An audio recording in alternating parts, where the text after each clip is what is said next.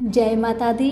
मेरे सभी प्यारे दोस्तों, मैं लक्ष्मी शर्मा बड़ों को चरण स्पर्श, छोटों को प्यार और बराबर वालों को दिल से नमस्कार करती हूँ।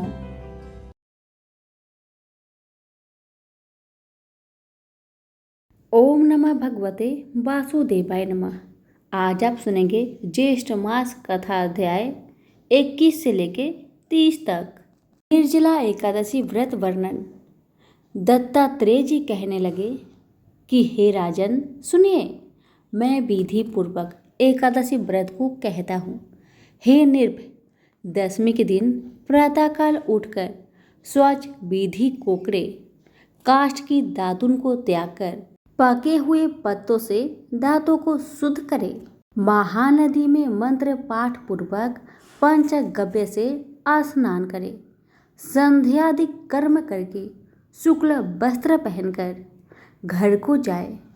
गूलर के पत्रों में उत्तर मुख होकर जल को भरे और देश काल का उच्चारण कर ब्राह्मणों को प्रणाम कर कहे कि हे देवेश, आज मैं भक्ति पूर्वक आपका व्रत करूँगा। हे राजन, दशमी के दिन दूसरे के घर का अन्न 2 बार भोजन, मांस, छौर तथा शरीर में तेल लगाना त्याग दे। हे राजन, हविष्यान के अतिरिक्त और सभी पदार्थ आमिष कह गए हैं, अतः दशमी के दिन प्रयत्न से थोड़ा सा हविष्यान ही का भोजन करे। रात्रि में कथा श्रवण द्वारा जागरण करे। पश्चात सूर्य उदय होने पर निर्जल जल में स्नान करे। पूजा गृह में आकर संध्या आदि नित्य कर्म को करे। एकादशी के दिन चित्त में किसी प्रकार का विकार उत्पन्न नहीं होना चाहिए तथा प्राकृतिक विषय में मन को न लगावे और सहस्त्र नाम का पाठ करके तुलसी दल से विष्णु भगवान का पूजन करे। पुरुष सूक्त और पवमान मंत्रों से जनार्दन भगवान का अभिषेक करे। औषधि, मिथ्या भाषण, शयन स्त्री के साथ वार्तालाप, क्रोध, कटु वचन, आलाप, काष्ठ के दातुन से दांतों को मर्दन।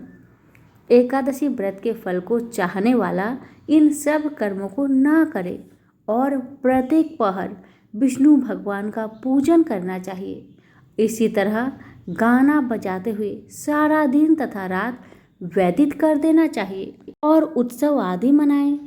दूसरे दिन प्रातःकाल जितनी द्वादशी हो, उस शेष द्वादशी में भक्ति युक्त चित्त से पारण करें। पारण न करने से पुण्य की हानि अवश्य होगी, इसलिए सर्व प्रयत्न से द्वादशी में पारण करना शुभ फलदायक होता है। हे वत्स, व्रतियों को संपूर्ण व्रत की सिद्धियों के लिए द्वादशी में पारण अवश्य करना चाहिए। पारण के दिन बहुत से ब्राह्मणों को भोजन करावे।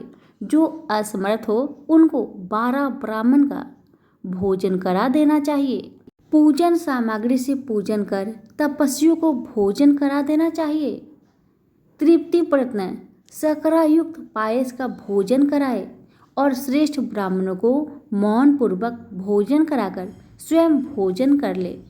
पराया अन्न, आमिष, मांस, उड़द तेल, स्त्री सेवन, मधु, औषधि, दूसरे की चुगली, हिंसा, कांसी के पात्र में भोजन करना, पान खाना, हजामत और 2 बार भोजन करना, यह सब ऊपर कही गई है। सब बातें द्वादशी को त्याग करे। सब व्रतों में यह उत्तम व्रत 3 दिनों में साध्य होता है।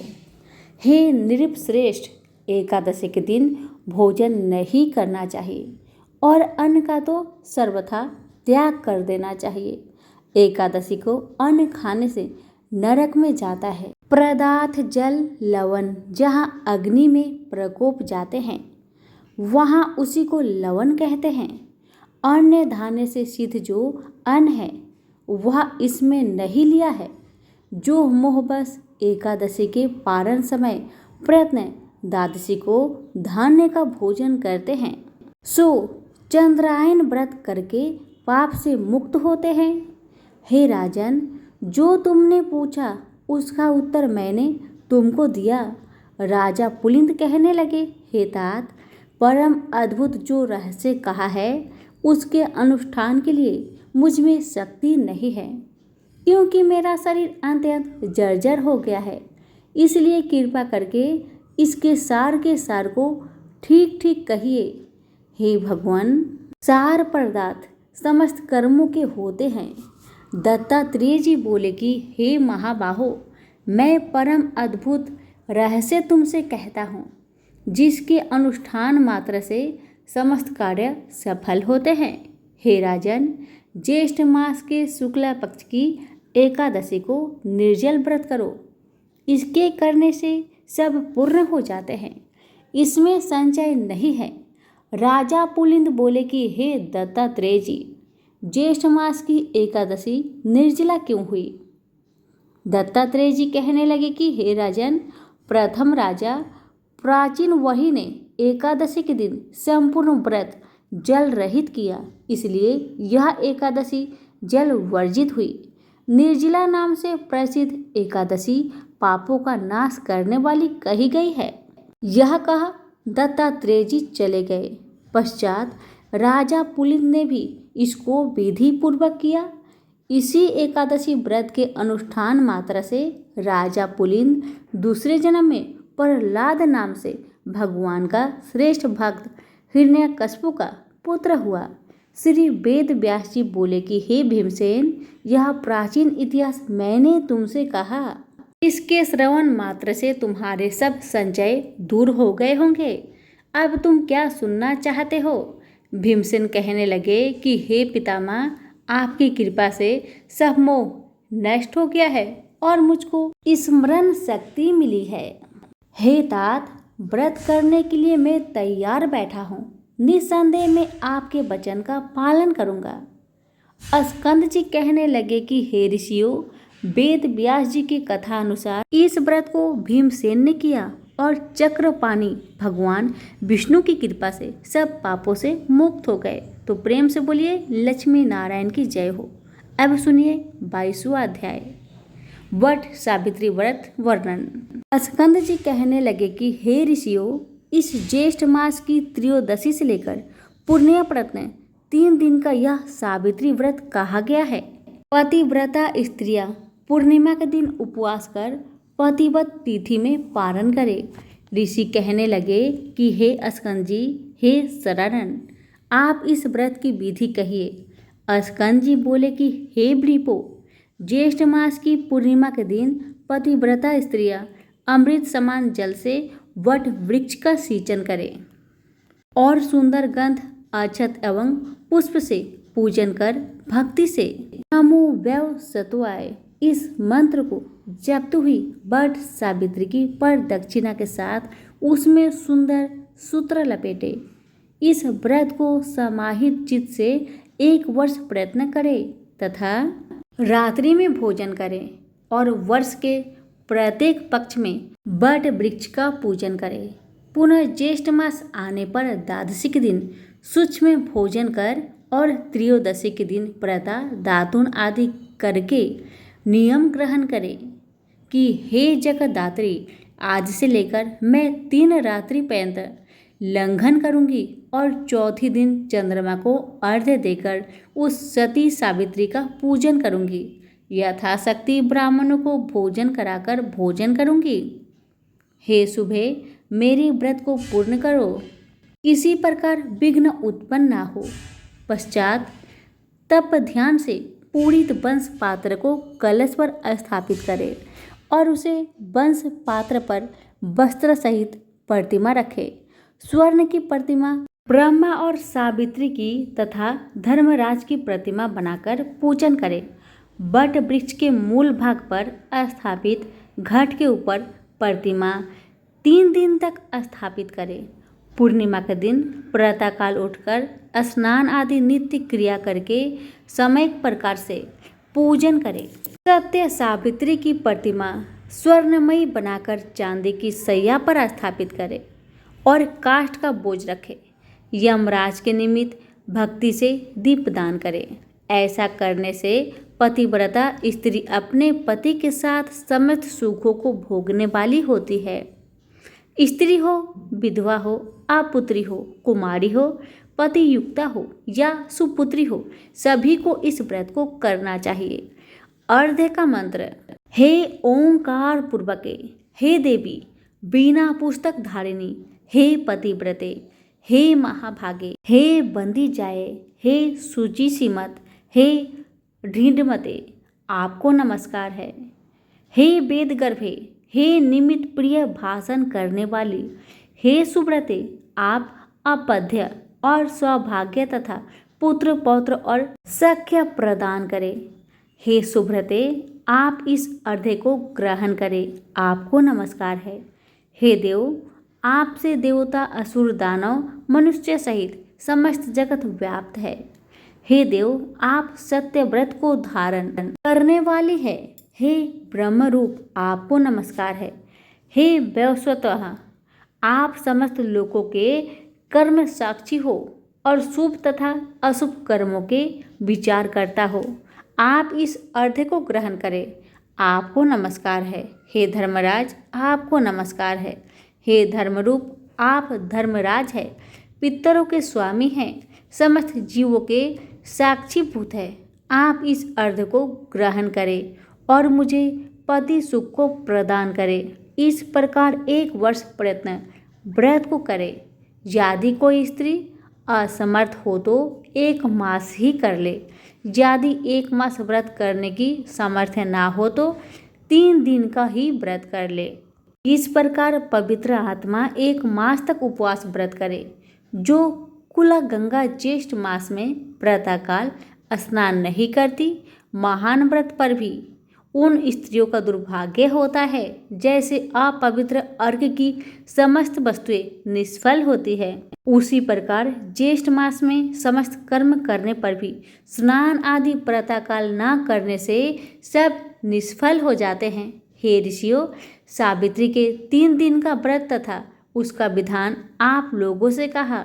व्यास जी राजा युधिष्ठिर से कहने लगे कि हे नाराधीप, मास की पूर्णिमा यदि ज्येष्ठ नक्षत्र से युक्त हो तो छाता जूता दान करने से राजा होते हैं। यह मैंने ज्येष्ठ मास महात्म्य संक्षेप में आपको बतलाया और आपकी भक्ति देखकर और उससे प्रसन्न होकर शेष जो कुछ भी है वह सब भी कहूँगा। तो प्रेम से बोलिए, लक्ष्मी नारायण की जय हो, सती सावित्री की जय हो, धर्मराज भगवान की जय हो। अब सुनिए 23वां अध्याय, सावित्री सत्यवान आख्यान वर्णन। स्कंद जी ऋषि से कहने लगे, हे ऋषियों, वेद व्यास जी राजा युधिष्ठिर से बोले कि हे राजन, अब हम श्रेष्ठ स्त्रियों का महाभाग्य वर्णन करते हैं। राजकन्या सावित्री ने जिस तरह समस्त वस्तुओं को प्राप्त किया उसको आप श्रवण करें। मद्र देश में परम धार्मिक राजा था। वह ब्राह्मण एवं शरणगत का रक्षक, सत्य प्रतीक, जितेंद्रिय, यज्ञ करने वाला, दानपति, शूरवीर और पूर्ववासी तथा देशवासी जनों का प्रिय था। समस्त प्राणियों के हित में रथ, पृथ्वी विश्वर अश्वपति नाम से विख्यात था। राजा अश्वपति क्षमाशील, सत्यवक्ता, जितेंद्रिय और संतानहीन था। अधिक अवस्था हो जाने पर उसको संतान ना हुई। अश्वपति राजा ने संतान के लिए नियम ग्रहण कर समय पर परिमित भोजन, ब्रह्मचार्य व्रत का पालन, इंद्रिया निग्रह कर 1 लाख आहुति सावित्री मंत्र से देकर सटकाल से अमित भोजन करता है। इस तरह नियम पालन करते राजा अश्वपति को 18 वर्ष हो गए। 18 वर्ष पूर्व होने पर सावित्री जी प्रसन्न हुई और अग्निहोत्र से प्रकट होकर राजा को रूपवती सावित्री ने दर्शन दिया। राजा अश्वपति को वर देने के लिए वह बोली कि हे राजन, तुम्हारे ब्रह्मचार्य, शुद्धता, नियम, इंद्रिया दमन, सर्वोत्तम समर्पण और भक्ति से मैं अति प्रसन्न हुई। हे मद्रराज, हे अश्वपते, तुम मुझसे इच्छित वर मांगो। तुमने धर्म के विषय में किसी प्रकार का कुछ भी प्रमाद नहीं किया।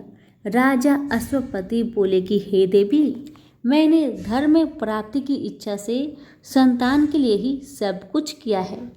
आप मुझे कुल को पवित्र करने वाला बहुत से पुत्र दे। हे देवी, यदि आप मुझ पर प्रसन्न है तो मैं आपसे ही कामना चाहता हूँ। हे देवी, मुझको ब्राह्मणों ने कहा है कि संतान होना श्रेष्ठ धर्म है।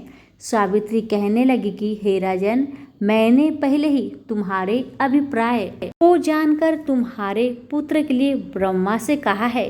ब्रह्मा की कृपा से तुम्हारे शीघ्र ही एक कन्या होगी। अब इस विषय में तुम मुझसे और कुछ नहीं कहना। मैं ब्रह्मा की आज्ञा से प्रसन्न होकर तुमसे कहती हूँ। सावित्री की वचन को सुनकर राजा अश्वपति कहने लगे कि हे देवी, जो कुछ ब्रह्मा जी ने कहा वह मुझे स्वीकार है। यह कहकर पुनः सावित्री देवी को पुनः प्रसन्न किया। तब सावित्री देवी ने कहा कि हे राजन, यह शीघ्र होगा। और ऐसा कहकर सावित्री देवी अंतर्ध्यान हो गई। राजा अश्वपति पुनः अपने घर वापस आया और राजा सिंहासन पर बैठकर प्रसन्न मन से धर्मपूर्वक अपनी प्रजा का पालन करने लगा। कुछ समय बीतने पर व्रत में तत्पर राजा अश्वपति की धर्मचारिणी गर्भवती हुई और उसका गर्भ आकाश में शुक्ल पक्ष की चंद्रमा की तरह बढ़ने लगा। प्रसव काल आने पर उस रानी के गर्भ से एक कमल लोचना कन्या उत्पन्न हुई। राजा अश्वपति ने उस कन्या का जात कर्म आदि सब संस्कार करवाया, जो श्री सावित्री देवी की कृपा से उनकी एक लक्ष्य आहुति देने से उत्पन्न हुई थी। इसलिए ब्राह्मणों ने उसका नाम राजा अश्वपति की सम्मति से सावित्री रखा। वह राजा कन्या शरीरधारी लक्ष्मी के समान बढ़ने लगी। समय पाकर जब वह कन्या युवती हुई, तब उस सुमध्यमा सुश्रेणी को स्वर्ण प्रतिमा के समान देखकर लोग ने यह निश्चय किया कि राजा को यह देव कन्या मिली है। उस कमल पत्र के समान नेत्र वाली कन्या के सौ तेज से जलती हुई अग्नि के समान तेजस्वी देखकर उसके तेज से बंधित होकर किसी ने नहीं वरा। तदंतर कन्या ने उपवास कर सिर से स्नान किया और देवता के समीप जाकर विधि पूर्वक अग्नि में आहुति दी। ब्राह्मणों से प्रवचन कराया और प्रसन्नचित्त उन महात्मा ब्राह्मणों का पूजन किया। उसके पश्चात लक्ष्मी के समान रूपवती वह राजकन्या पिता के पास गई और पिता के चरणों का अभिवादन कर शेष सब समाचार कहा। बारारोहा राजकन्या हाथ जोड़कर राजा के पास खड़ी हो गई। देवरूपिणी उस अपनी कन्या को राजा युवा अवस्था में देखकर, जिस कन्या को कोई भी न बरता हो, ऐसी अवस्था विचार कर राजा अश्वपति अति दुखित होकर अपनी कन्या से बोला कि हे पुत्री, यह तुम्हारे दान का समय है, परंतु तुमको कोई नहीं मांगता। इसलिए तुम स्वयं अपने गुणों के समान पति की खोज करो और यदि कोई प्रसिद्ध पुरुष हो तो मुझसे कहो, फिर विचार कर हम तुम्हारा प्रदान कर देंगे। तुम जैसा पति चाहती हो वैसा वरो। ब्राह्मणों से पढ़ा जाता हुआ जैसा वर धर्मशास्त्रों में सुना हो, हे कल्याणी, मेरे वचनों को सुनकर वैसा ही तुम करो। समय पर विवाह न करने पर कन्या पिता से कहे कि मेरा विवाह कर दीजिए, और पति से कुछ कहना हो तो नम्रता पूर्वक कहो, तथा पति से न रहने पर और माता से आर्षित होने पर पुत्र से कहे। यह सब बात समझकर तुम पति की खोज करो, जिससे हम देवताओं की निगाह में निंदित ना होए।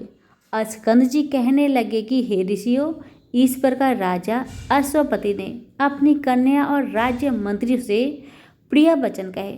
राज्य मंत्रियों को कन्या के साथ जाने की आज्ञा दी। इसके पश्चात वह तपस्वी राज कन्या लज्जित होकर पिता की चरणों को नमस्कार कर बिना विचारे ही पिता की आज्ञा मानकर रथ पर सवार होकर वृद्ध मंत्रियों के सहित अपने घर से पति की खोज में चली। वह कन्या राज ऋषियों के तपोवन में गई और वहाँ पर वयोवृद्ध माननीय लोगों के चरणों में प्रणाम कर क्रम से समस्त तीर्थों में गई और वन के समस्त तीर्थों में जाकर ऋषियों का आशीर्वाद लेने लगी और जो ब्राह्मणों का श्रेष्ठ तपोवन था उसको त्याग कर अनेक देशों में गई। प्रेम से बोलिए विष्णु भगवान की जय हो। अब सुनिए 24वां अध्याय। स्कंद जी कहने लगे कि हे ऋषियों, व्यास जी राजा युधिष्ठिर से बोले कि हे भारत, इसके पश्चात मद्रराज अश्वपति और नारद ऋषि का समागम हुआ। कथा के योग से राजसभा में नारद जी बैठे थे। इसी समय राजकन्या सावित्री मंत्रियों के साथ समस्त तीर्थ आश्रम में जाकर पुनः अपने घर में वापस आई। नारद ऋषि के साथ अपने पिता को स्थित देखकर सावित्री ने दोनों चरणों को छूकर नमस्कार किया। नारद जी ने राजा से कहा कि हे नृप, तेरी यह कन्या कहाँ गई थी, कहाँ से आई है और आप इसका विवाह क्यों नहीं करते?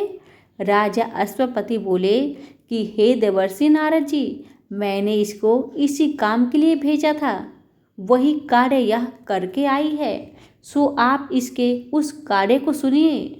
इसने जिस पति को वरा है। जब पिता ने विस्तार पूर्वक कहने के लिए कहा तब वह कन्या देव वचन का अवलंबन कर बोली। सावित्री बोली कि शल्व देश में धर्मात्मा धूमसेन नाम वाला क्षत्रिय हुआ। वह राजा देववंश अंधा हो गया। उस बाल पुत्र से युक्त नेत्रहीन बुद्धिमान उस राजा धूतसेन के राज्य को छिद्र मिलने पर पूर्व के बैरी उसके देश के समीपवर्ती राजा ने हरण कर लिया। तब वह धूमसेन अपने बाल पुत्र और स्त्री सहित वन को चला गया और वह महाव्रती बड़े वन में जाकर तप करने लगा। उसका लड़का पूर्व में ही उत्पन्न हुआ था, परंतु वन में जाकर बड़ा हुआ। वहाँ वह सत्यवान नाम से प्रसिद्ध है, उसी को मैंने बड़ा है। नारद जी ने कहा, महान पाप किया है उसने, बिना सोचे समझे गुण संपन्न सत्यवान को पति रूप में बर लिया। इस बालक के पिता और माता दोनों ही सदैव सत्य बोलते हैं, अतः ब्राह्मणों ने इसका नाम सत्यवान रखा। इस बालक को अश्व अति प्रिय है और वह मिट्टी का अश्व बनाता है और घोड़े के चित्र भी बनाता है, इसलिए इसका नाम चित्रवश है। राजा अश्वपति बोले कि हे नारद जी, वह प्रीत वत्सल राजपुत्र सत्यवान इस समय तेजस्वी, बुद्धिमान और शूरवीर भी है, तब बतलाइए। नारद जी बोले कि हे राजन, वह सूर्य के समान तेजस्वी, बृहस्पति के समान बुद्धिमान, इंद्र के समान शूरवीर, पृथ्वी के समान क्षमाशील है तथा वह राजपुत्र दाता, ब्राह्मण, वीर्यवान, रसवान, उदार और प्रिय दर्शन है। वह दान में इस समय अपनी शक्ति राजा रंती देव के समान, उसीनूर पुत्र शिवी के समान ब्राह्मण्य और सत्यवादी है। वह बलि धूमसेन याताति के समान उदार, चंद्रमा के समान प्रिय दर्शन रूप में अश्वनी कुमार के समान है। वह दांत मृदु सूर, सिद्धि, जितेंद्रिय और तपशील की निधि है। अश्वपति बोले कि हे नारद जी, उस बालक को समस्त गुणों से युक्त कहते हैं। यदि उसमें कोई दोष हो तो वो भी आप मुझसे कहिए। नारद जी बोले कि हे राजन, उसके सब गुणों को दबा देने वाला एक ही दोष है और दूसरा कोई नहीं। वह दोष है वह क्षीण आयु सत्यवान आज से 1 वर्ष बाद शरीर त्याग देगा। राजा अश्वपति ने कहा कि हे सावित्री, हे शोभने, इधर आओ और दूसरे को बरने जाओ। उस सत्यवान में समस्त गुणों को दबाने वाला एक ही दोष है कि वह अल्प आयु है और वह बालक 1 वर्ष में देह त्याग देगा, ऐसा मुझे नारद जी ने कहा है। सावित्री कहने लगी कि हे पिताजी, राजा लोग एक बार ही बोलते हैं और पंडित लोग भी एक बार ही बोलते हैं तथा कन्या एक बार ही बढ़ती है। यह तीनों कार्य एक बार ही किए जाते हैं, चाहे वह दीर्घ आयु हो या अल्प आयु हो।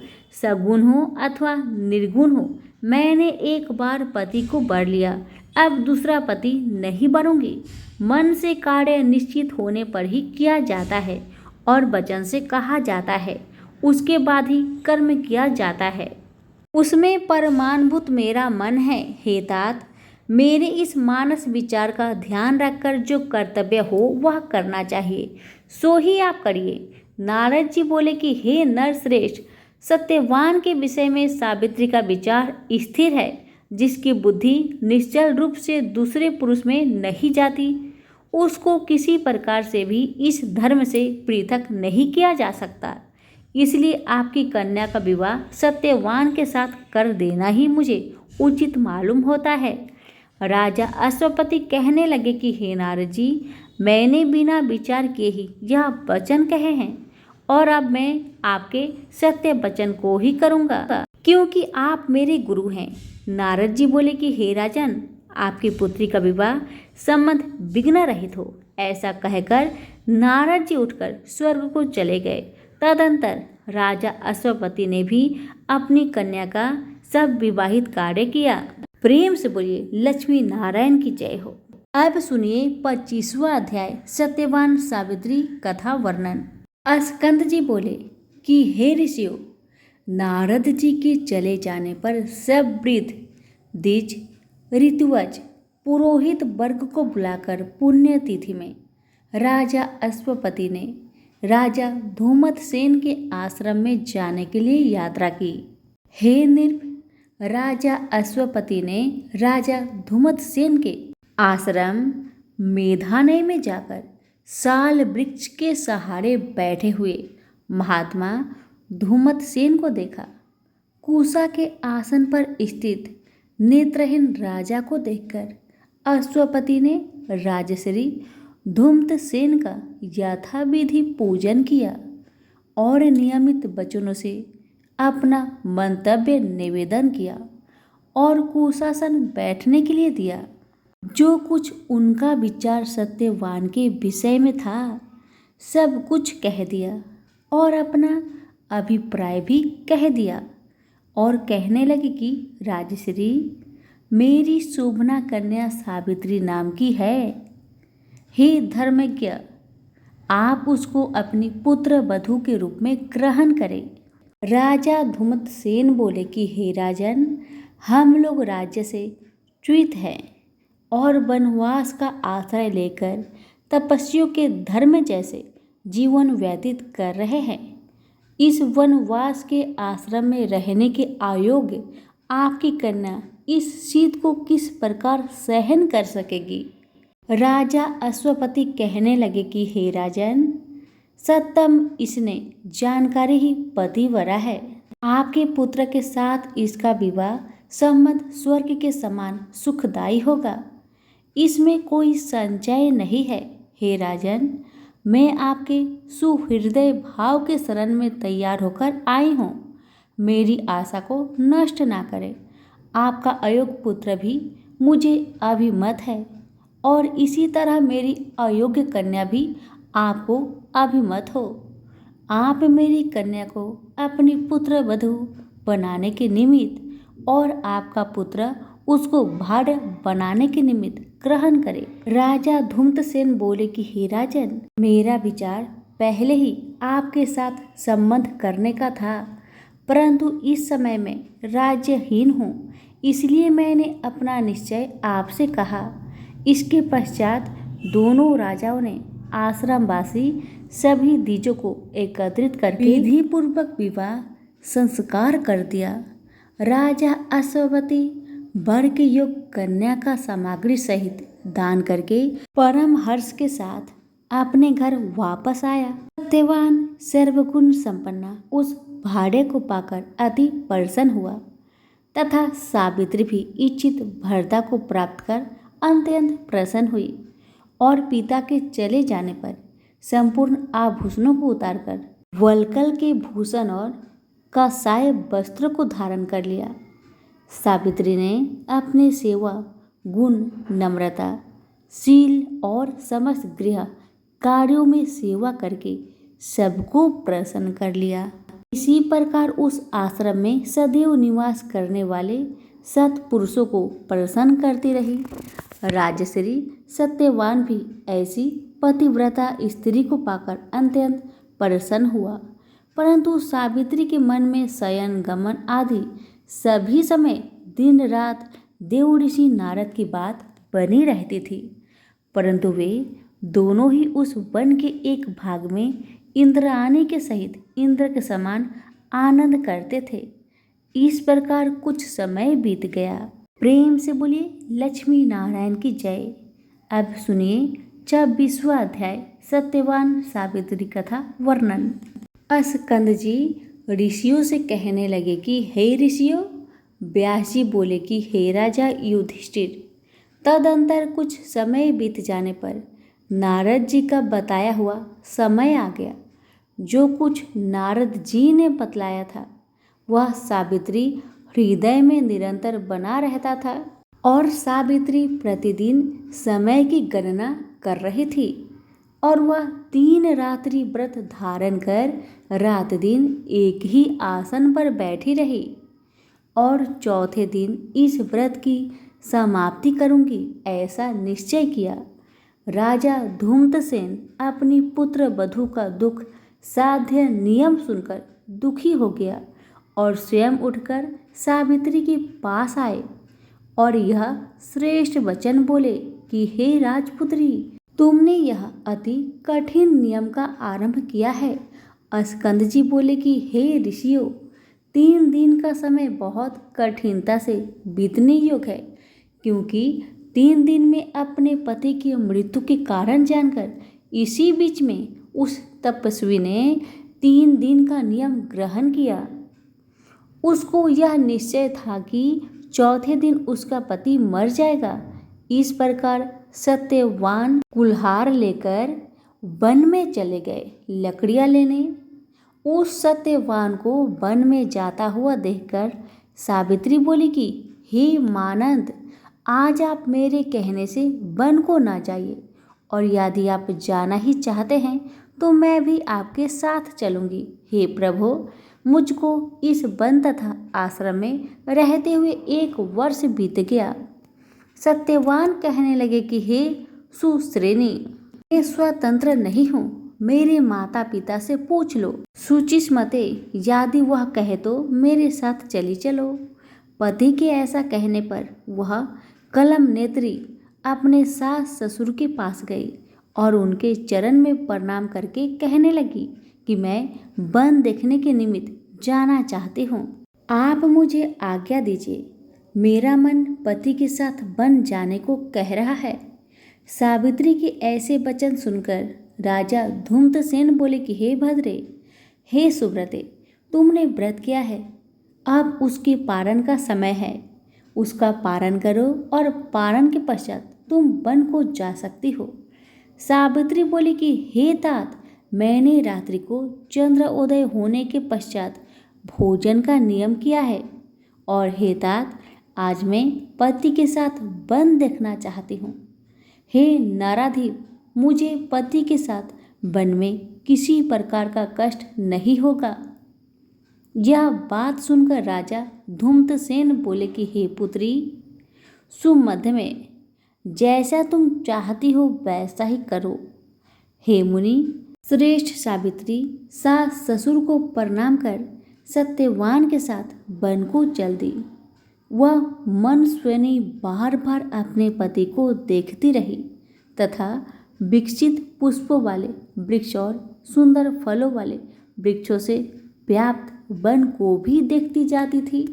उस वन के वृक्षों के नाम पूछती हुई और कभी मृग समूह को देखती हुई वह सावित्री हृदय से कांप रही थी। उस वन में जाकर सत्यवान ने शीघ्र फलों को लेकर काष्ठ को भी ले लिया और एक भार बांधकर तैयार कर लिया। वह साध्वी पतिव्रता बट वृक्ष के समीप बैठकर पिटारी को फलों से भरने लगी और सत्यवान उस काष्ठ को कुठार से फाड़ने लगा।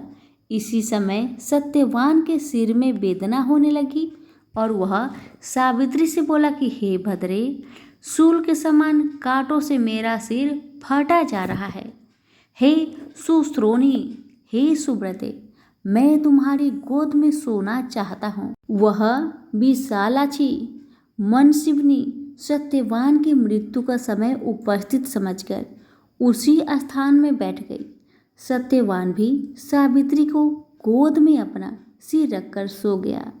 तब तक वहां पर कृष्ण पिंगल का एक पुरुष आया। प्रेम से बोलिए लक्ष्मी नारायण की जय हो। अब सुनिए 27वां अध्याय सावित्री सत्यवान कथा वर्णन। ऋषि लोग बोले कि हे स्कंद जी, दुख सुख और भय से आक्रांत एकाकी वन में स्थित उस असहाय पतिव्रता मनसिवनी ने क्या किया।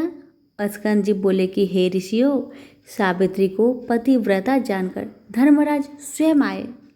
उस कृष्ण पिंगल वर्ण पुरुष को अत्यंत तेजवान देखकर वह पतिव्रता भामिनी बोली कि हे पुरुष लोग, भयंकर तुम कौन हो। यमराज बोले कि हे बरारोहे, हे मानसिवनी, तुम्हारा पति क्षीण आयु है, और हे देवी, तुम्हारा दुर्विषह तेज सहन करने योग्य नहीं है। हे महाभागे, यह जानकर मैं स्वयं आया हूँ। यह उस बरारोहा सावित्री से कहकर उस महात्मा सत्यवान की देह से अंगुष्ठ मात्र पुरुष को पास से खूब गाढ़ा गाढ़ कर वेग से खींचा उसे, और लेकर यमराज अपनी यमपुरी को चल दिए। तत्पश्चात अपने पति की आत्मा के पीछे पीछे सावित्री भी चली। यमराज बोले कि हे महाभागे, तुम बहुत दूर तक चली आई हो, अब लौट जाओ और घर जाकर अपने मृत पति की पारलौकिक क्रियाक्रम कराओ।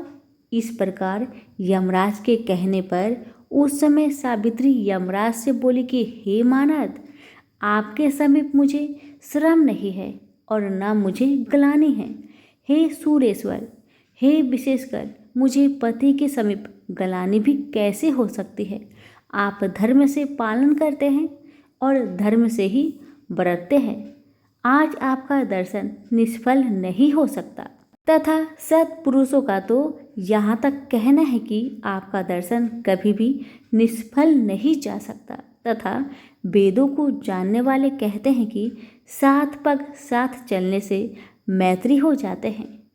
उस समय उसके वचन सुनकर धर्मराज प्रसन्न हो गए और वरों के मालिक तथा वरों के दाता यमराज ने सावित्री को वर दिया।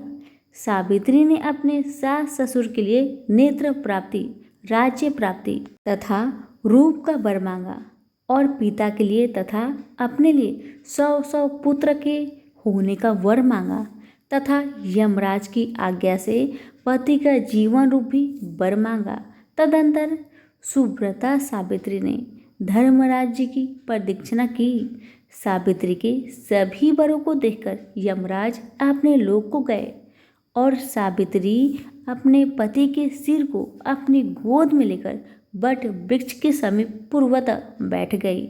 हे ब्राह्मण, उसके पश्चात वह सत्यवान जाकर यह वचन बोले कि हे बरारोहे, हे भामिनी, मैंने इस समय एक अद्भुत सपना देखा, और वह सब वृत्तांत जो धर्मराज जी ने किया था और कहा था कि सभी सावित्री को सुनाया। सावित्री ने भी जो बातचीत यमराज के साथ हुई थी सत्यवान को बतलाया। सूर्य नारायण के अस्त हो जाने पर राजा धूम्रसेन पुत्र के आगमन की आकांक्षा से इधर उधर दौड़ने लगे। राजा धूम्रसेन पुत्र के आगमन की आकांक्षा से एक आश्रम से दूसरे आश्रम को जाते और न मिलने पर विलाप करने लगे कि हम दोनों के अंधों की लकड़ी समान वह सत्यवान बिना हम दोनों के कहाँ चला गया। इस प्रकार सप्ततनिक वह राजा विलाप करता हुआ दुख से संतप्त होकर बारंबार हे पुत्र कहकर पुकारने लगा। हे ब्राह्मणों, इस प्रकार अकस्मात राजा धूम्रसेन के नेत्र खुल गए। यह परम आश्चर्य देखकर आश्रमवासी तपस्वियों ने शांतिपूर्वक वचन कहे। हे महाराज, हे महामते, इन नेत्र को खुलने से यह सूचित होता है कि आपका पुत्र के साथ संयोग अवश्य होगा। स्कंद जी कहने लगे कि हे ब्राह्मणों, जब तक तपस्वी लोग यह बात कर ही रहे थे कि उसी समय सत्यवान ने समस्त द्विजों को नमस्कार कर, माता पिता को नमस्कार कर, तदंतर वह कमलेचना सावित्री ने आकर सास ससुर के चरण में नमस्कार किया।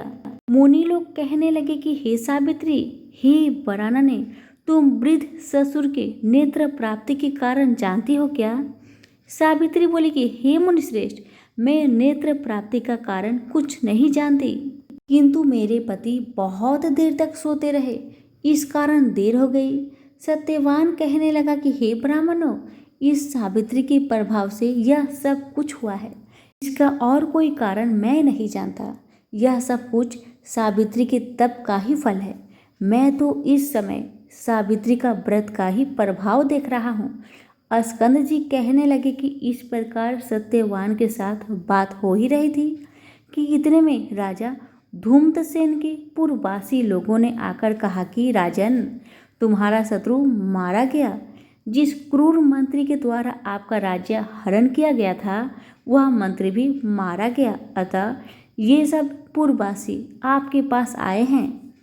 हे राज सरदूल, हे प्रभु, आप उठिए और अपने राज्य का पालन चलकर करिए। हे राजन, आप मंत्री और पुरोहित के द्वारा राज्यासन पर अभिषिक्त हो। स्कंद जी बोले कि हे वृपो, वह राजश्रेष्ठ पूर्ववासियों के साथ अपने पूर्व में जाकर अपने पितरों का राज्य प्राप्त किया। सावित्री और सत्यवान दोनों परम आनंद के भागी हुए। उनके बहुत शक्तिशाली 100 पुत्र उत्पन्न हुए तथा व्रत के प्रभाव से सावित्री के पिता अश्वपति के भी यमराज की कृपा से 100 पुत्र हुए। हे वृपो, यह उत्तम व्रत महात्म्य आप लोगों से मैंने कहा। इस व्रत के प्रभाव से क्षीण आयु सावित्री का पति जीवित हो गया। अतः यह व्रत सब स्त्रियों को करना चाहिए। यह व्रत पति सौभाग्य का फलदाता है। सभी प्रेम से बोलिए सावित्री मैया की जय हो, यमराज भगवान की जय हो। अब सुनिए 28वां अध्याय, ज्येष्ठ मास स्नान महात्म्य। स्कंद जी बोले कि हे वृपगण, प्रथम लोक प्रसिद्ध वृंदारक नाम का ब्राह्मण हुआ। वह वेद शास्त्रों का ज्ञाता, धनवान और अनेक भाई बंधु से युक्त था। उस ब्राह्मण की रूप और गुण से युक्त स्त्री थी, परंतु वह ब्राह्मण संतानहीन होने के कारण अत्यंत दुखी था। उसने अपनी स्त्री देवसेना के साथ चिरकाल प्रयत्न सुख भोग किया, परंतु वृद्धावस्था में वह पुत्रहीन होने के कारण अत्यंत दुखी हो गया। उसने संतान के निमित्त अनेकों व्रत यथा विधि किए।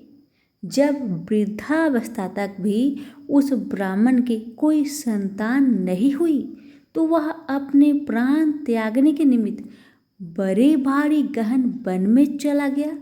वन में जाकर उसने भोजन और निद्रा का त्याग कर दिया। चौथे दिन वह ब्राह्मण विकलता के बस होकर उस वन में मूर्छित होकर गिर पड़ा। सब पर दया करने वाले भगवान उसके निश्चय को देखकर एक ब्राह्मण के रूप में उसके पास आकर यह वचन बोले कि हे ब्राह्मण, तुम कौन हो, कहाँ से आए और अपने प्राण का त्याग क्यों करते हो? उस ब्राह्मण रूपधारी भगवान के वचन सुनकर वृंदारक ब्राह्मण ने अपना सब वृत्तांत कहा। भगवान कहने लगे कि हे ब्राह्मण, तुम अपने घर जाओ और जो व्रत मैं तुमको बतलाता हूँ उसको करो। ज्येष्ठ मास के आने पर जितेंद्रिय होकर प्रतिदिन सूर्योदय के समय स्नान करो। 1 मास तक ब्रह्मचारी रहकर हविष्यान्न भोजन करो। त्रिविक्रम भगवान का पूजन तथा दही और चावल का नैवेद्य अर्पण करो। वृक्षों तथा ब्राह्मण के घर में जल दान करो। हे द्विज, इस उपाय के करने से अवश्य तुमको पुत्र प्राप्त होगा। यह कह ब्राह्मण रूपधारी भगवान अंतर्ध्यान हो गए। वृंदारक विष्णु रूप मानकर अपने घर उनके कथानुसार अपनी स्त्री सहित व्रत करने को तत्पर हुआ। वह प्रतिदिन प्रातःकाल स्नान करने लगा।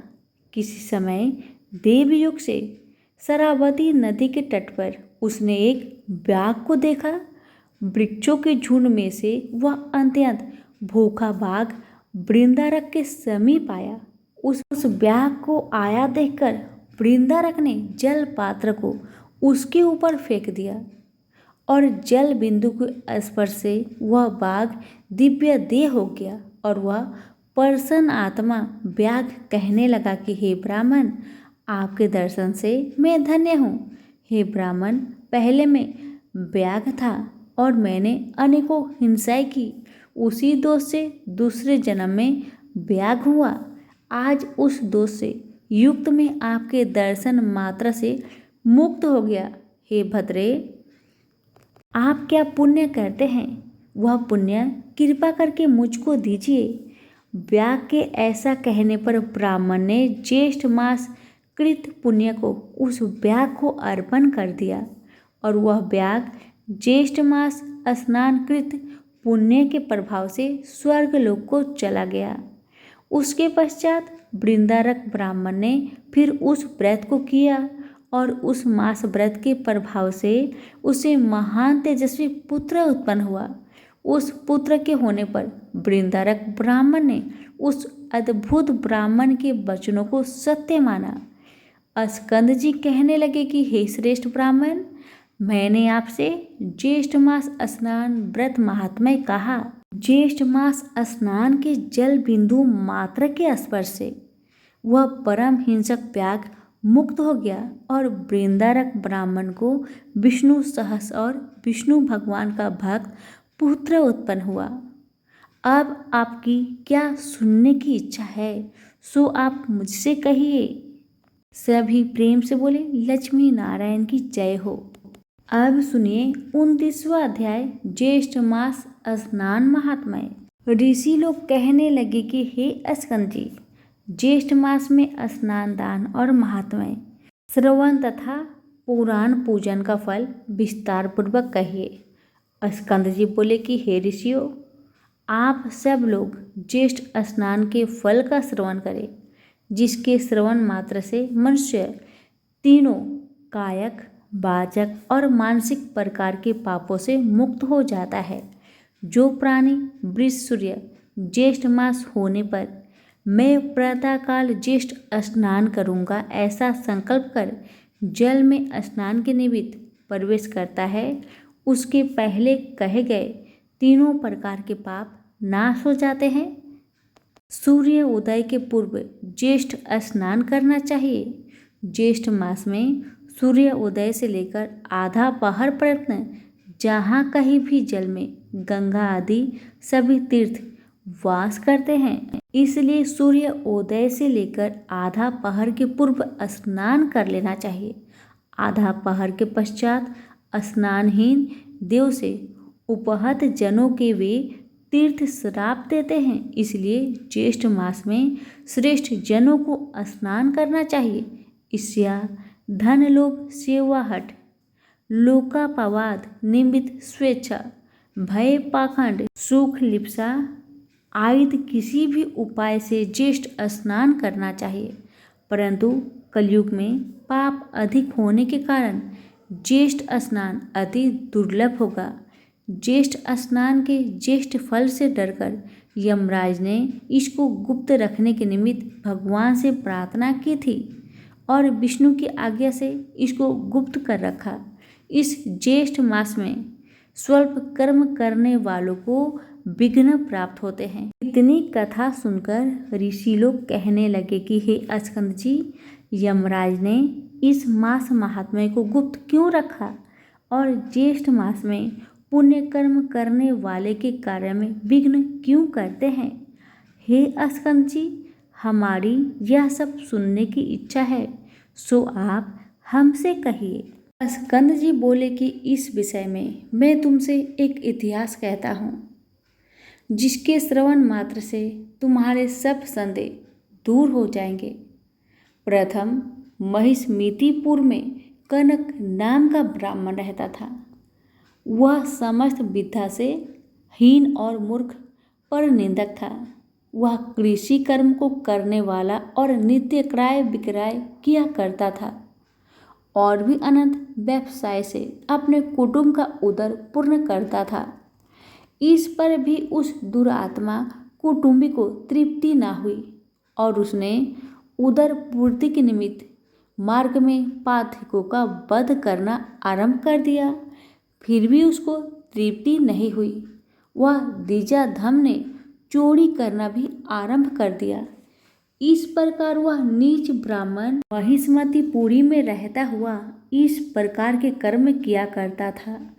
एक दिन उसको चोरी करते हुए देखकर ग्रामवासियों ने उसको पकड़ लिया तथा उसको बांधकर खूब मारा और फिर ग्राम से निकाल दिया।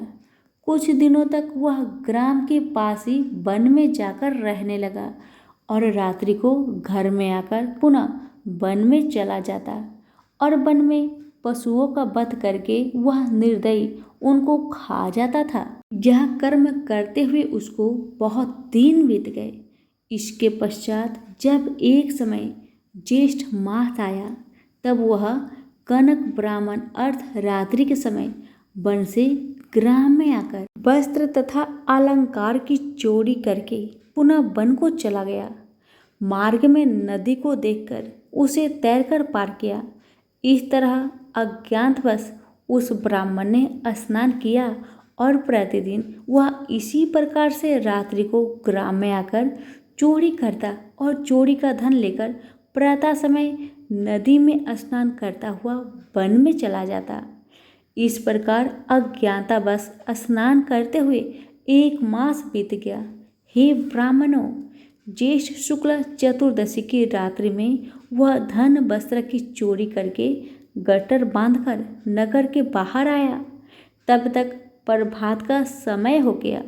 लोगों को इधर उधर जाता आता देखकर वह वहां से भागता हुआ नदी के तट पर आया और लोगों ने उसे देखकर उसको लाठी और पत्थरों से खूब मारा, परंतु वह कनक उस चोरी के बोझ को सिर पर रखकर आघात जल में पहुंचा और अधिक बोझ होने के कारण वह शिथिल होकर आघात जल में डूबकर मर गया। उस कनक के लिए सूर्य के समान उस कनक को अगध जल में डूबते हुए देखकर यह क्या हुआ, यह क्या हुआ कहते हुए सभी लोग विस्मित हो गए। नदी किनारे के कुछ लोगों ने उसको अगध जल से निकालकर बाहर किया। उसे देखकर लोगों से कहा कि यह तो इसी नगर का रहने वाला कनक ब्राह्मण है। हम लोगों ने इसको नगर से बाहर कर दिया था। उसी क्षण वह कनक ब्राह्मण उत्तम रूप को प्राप्त करके विमान के सहित दूतों को देखकर वह दिव्य पुरुष कहने लगा कि हे दूतों, यह विमान बैकुंठ से यहाँ किस पुण्य के प्रभाव से आया है। देवदूत बोले कि हे कनक, अज्ञात ज्येष्ठ मास के स्नान से यह दुर्लभ विमान आपके लिए आया है। यह सुनकर कनक ब्राह्मण विमान पर बैठकर विष्णु लोक को चला गया। वहाँ पर विष्णु भगवान के समान रूप को प्राप्त हुआ। तब यमराज इस समाचार को सुनकर अत्यंत दुखी हुए और जगतपति विष्णु भगवान से प्रार्थना करके ज्येष्ठ मास महात्म्य को गुप्त करवा दिया। हे ब्राह्मणों, इस ज्येष्ठ मास के स्नान का महात्म्य का फल मैंने आप लोगों से कहा, तो प्रेम से बोलिए लक्ष्मी नारायण की जय हो। अब सुनिए ज्येष्ठ मास की 30वां अध्याय यानी कि अंतिम अध्याय।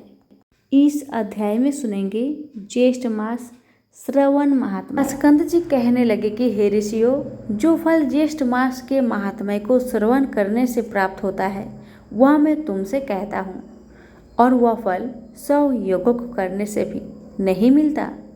समस्त दान देने से, समस्त तीर्थों में स्नान करने से और जप तथा यज्ञ से जो फल मिलता है वही फल ज्येष्ठ मास के महात्म्य को सुनने से मिलता है। समस्त महात्म्य श्रवण करने से मनुष्य पूर्ण जन्म का भागी नहीं होता। संपूर्ण अथवा आधा, आधे का भी आधा अथवा चतुर्थांश का आधा, एक अध्याय, आधा अध्याय, एक श्लोक, आधा श्लोक भी जो भक्ति और श्रद्धा से श्रवण करता है उसको अनंत पुण्य प्राप्त होता है। हे द्विज लोग, स्वल्प पुण्यवान पुरुष के पुण्य कार्य में अनेकों विघ्न पड़ते हैं, अतः विघ्न शांति के लिए मनुष्य को पुण्य करना चाहिए।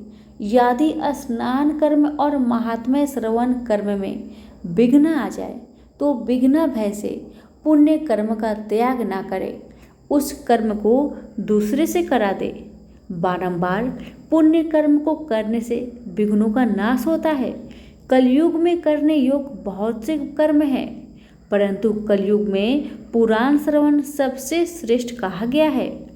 गौ हत्यारा, कीर्तधन, ब्रह्म हत्यारा, पितृघाती, मातृघाती, मद पीने वाला, कुष्ठी, चोर, विश्वासघाती, ये सब पापी कलयुग में पुराण श्रवण से मुक्त हो जाते हैं।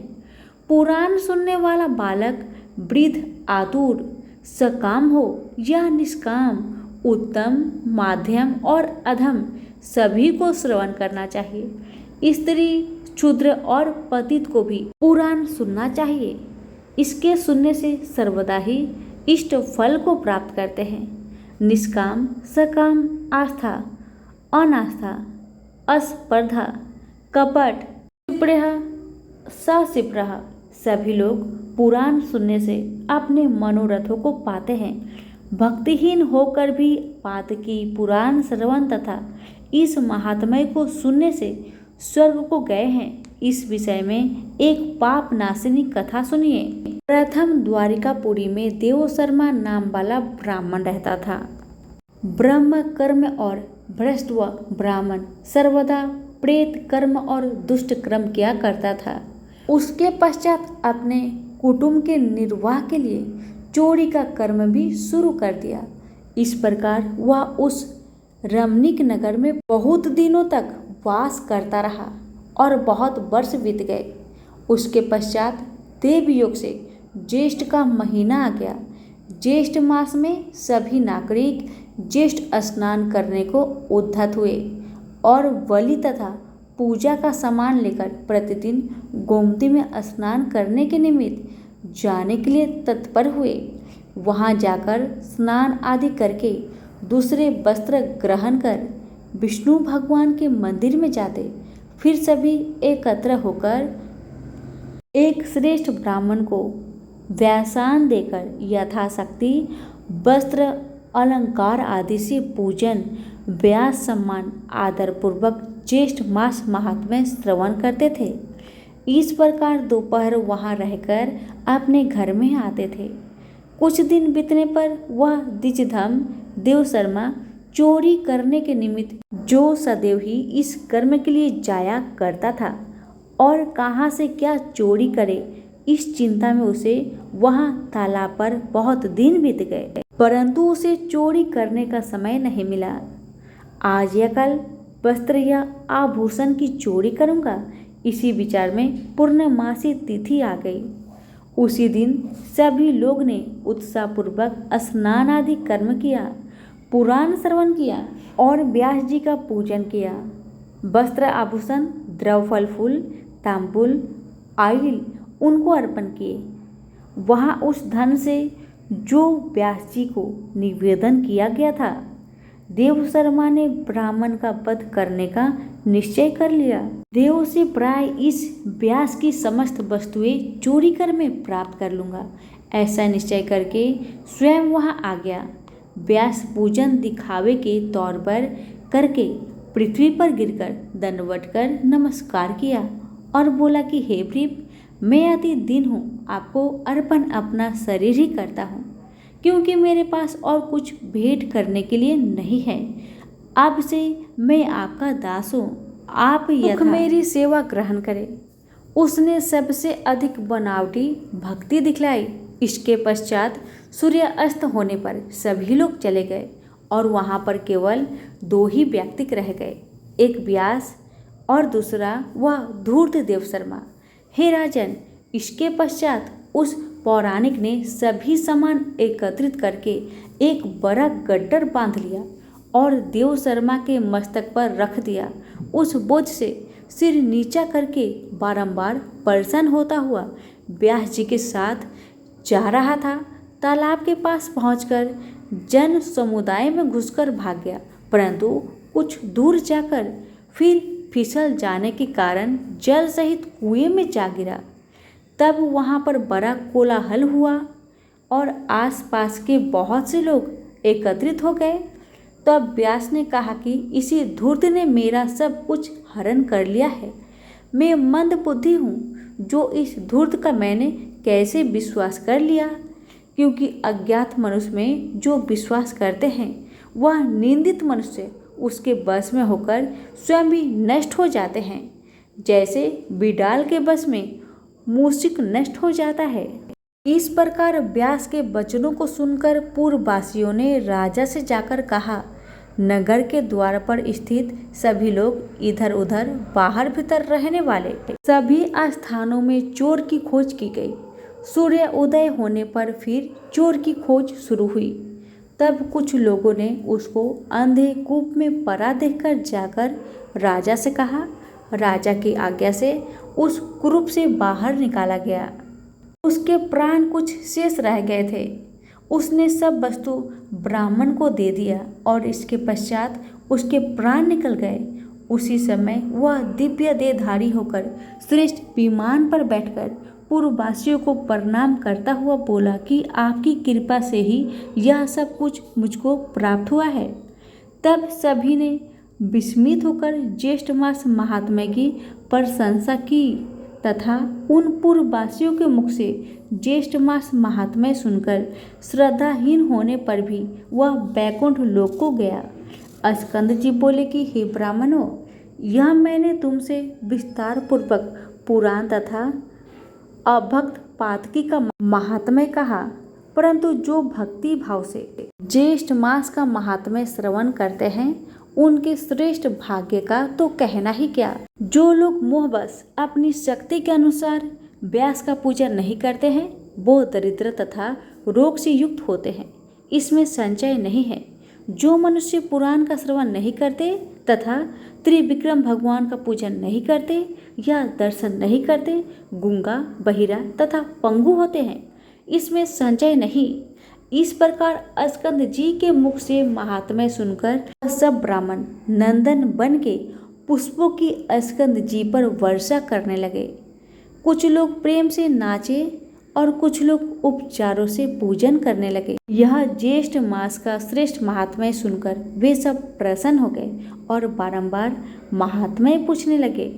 इति श्री ज्येष्ठ महात्म्य ज्येष्ठ मास श्रावण महात्म्य 30वां अध्याय समाप्त हुआ। सभी प्रेम से बोले लक्ष्मी नारायण की जय हो।